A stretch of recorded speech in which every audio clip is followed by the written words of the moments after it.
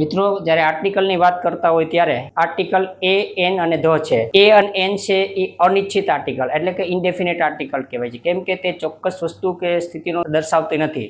જ્યારે article the છે એ definite એટલે કે નિશ્ચિત આર્ટિકલ કહેવાય છે, કેમ કે આર્ટિકલ ધ છે એ એવા કોઈ ચોક્કસ નામ, સ્થળ કે વસ્તુને આગળ વપરાતું હોય જેથી આપણે તેને નિશ્ચિત આર્ટિકલ એટલે કે ડેફિનેટ આર્ટિકલ કહેતા હોય છે. જેમ કે કોઈ વસ્તુ કે વ્યક્તિનો જ્યારે એક વખત ઉપયોગ કરવામાં આવે અથવા તો ઉલ્લેખ કરવામાં આવે ત્યારે તે અનિશ્ચિત હોય છે, ત્યારે આર્ટિકલ એક એન વપરાતા હોય છે. પરંતુ એ જ વસ્તુ કે વ્યક્તિનો ફરી વખત એ જ વાક્યમાં એના સંદર્ભમાં જ્યારે ઉલ્લેખ કરવામાં આવતો હોય ત્યારે ફરજિયાતપણે આર્ટિકલ ધ વપરાતો હોય. જેમ કે આઈ સો અ બર્ડ. હવે આઈ સો અ બર્ડ એટલે કે અહીં આપણે એક પક્ષી જોયું. આ પક્ષી છે એ અનિશ્ચિત છે, પરંતુ એના જ સંદર્ભમાં જ્યારે ફરી વખત ઉપયોગ કરવામાં આવે તો આપણે એમ કહી શકીએ કે the bird was green. I so A bird, એમાં પહેલી વખત બર્ડ્સનો ઉપયોગ કરવામાં આવે ત્યારે આપણે આર્ટિકલ એ કે એન વાપરતા હોય છે, અને એ જ વસ્તુનો ફરી વખત ઉલ્લેખ કરવામાં આવે એટલે કે ધ બર્ડ છે એના વિશે ફરીથી માહિતી આપવામાં આવે તો આપણે ત્યારે આર્ટિકલ એ કે એનની જગ્યાએ ધ ફરજિયાત વાપરવો પડે છે, એટલે ધ બર્ડ્સ વોઝ ગ્રીન. એવી જ રીતના બીજું ઉદાહરણ જોઈએ.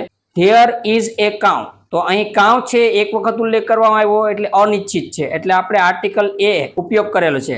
પરંતુ કાઉના સંદર્ભમાં ફરી વખત આપણે ઉપયોગ કરીએ તો એક એની જગ્યાએ ધ યુઝ કરવો પડે. જેમ કે ધ કાઉ ઇઝ બ્લેક, તો અહીંયા ફરી વખત કાઉ છે એના માટે ધ શબ્દો ઉપયોગ થયો છે. તો આવી રીતે આપણે જોઈએ કે આ નિયમ રૂલ્સ નંબર 4 દ્વારા આપણે જાણવા મળે છે કે એક વસ્તુ કે વ્યક્તિ કે સ્થળની એક વખત જ્યારે આપણે વાત કરવામાં આવે ત્યારે આપણે આર્ટિકલ એક એન યુઝ કરીએ છીએ, અને ફરી એના સંદર્ભમાં જ્યારે ફરી વખત બીજો કોઈ વસ્તુ, વ્યક્તિ કે સ્થળ વિશે એને એ જ વાક્યની અંદર જ્યારે ઉપયોગ કરવામાં આવતો હોય ત્યારે આપણે આર્ટિકલ ધ યુઝ કરતા હોય છે.